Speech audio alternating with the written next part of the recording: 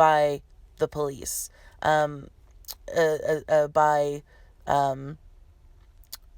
departments and institutions that oftentimes end up carrying out acts of white supremacy. Think, once, a white girl was kidnapped, and that's the Trojan War. Later up the block, Troy got shot, and that was Tuesday. Guys, one thing I want us to pay attention to here is not only the content, but also the formatting. When things are spaced closer together, it's because those ideas are related. When things are spaced closer apart, it's because those ideas are supposed to stand alone, to give them more of an impact, to give them more weight. And when you see those two tick lines, those two backward slashes, that's breaking up content even more so. So we have like, let's see.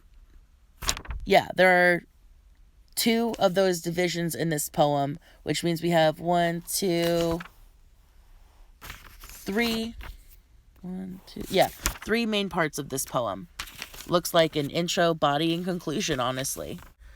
Now looking at the same part, we also have another rhetorical device, the allusion. This is one that's really common in all of the romantic poems that we've looked at. Here, the allusion is to Greek mythology, Helen and the Trojan War. Think, once a white girl was kidnapped, and that's the Trojan War. In this story, Helen was basically the most beautiful woman in the world, and but she was already married to a Trojan, and some Greek guy named Paris, some prince, went and kidnapped her to be his wife, and her husband was like, hell no, and launched 1,000 ships to get her back.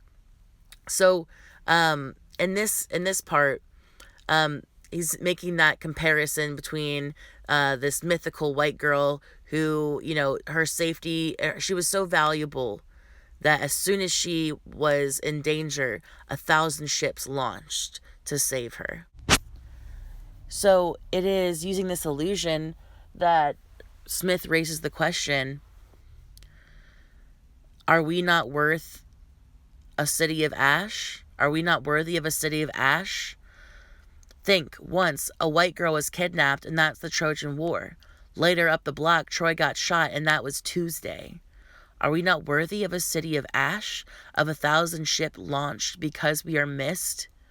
Always, something deserves to be burned. It's never the right thing to do nowadays. I demand a war to bring the dead boy back, no matter what his name is this time. So here, again, Smith is continuing that allusion to Greek mythology, to this grand war that was fought all over one person, one white girl. And Smith is saying, what about our black boys? What about our black people? What about Mike Brown? This time it was Mike Brown. Next time it'll be another one. So it's almost like saying, Elegy 4 insert here. Because unfortunately, Smith doesn't know when the next time he'll need this poem is. Could be Wednesday. I at least demand a song. A song will do just fine. So, guys, one thing that we should have noticed as well, moving through this poem, in addition to the kind of intro, body, conclusion I noted before, the 3 parts of this poem kind of starts out calm, escalates in emotion. He says, I'm sick of writing this poem, but fine, I'll do it anyway. And then he builds and, they build and build and build. Smith builds and builds and builds until we get to that line. I at least demand a song. A song will do just fine. Smith, they are like raising all this ruckus, and then they kind of just drop back. And then we have that break into the next, the very last stanza.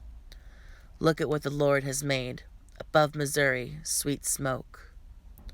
That is the comfort, guys.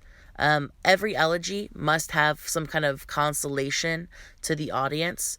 The sweet smoke, that's the smoke of riot, of protest. Finally, someone is paying attention. This was one of the first deaths like this in recent history that really got a lot of mainstream news attention.